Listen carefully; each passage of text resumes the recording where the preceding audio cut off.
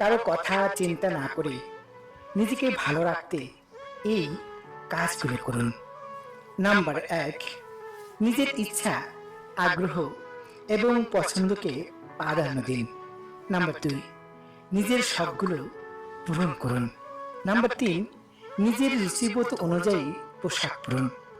Number 4, অন্যের কথা মতো চলা পরিহার করুন।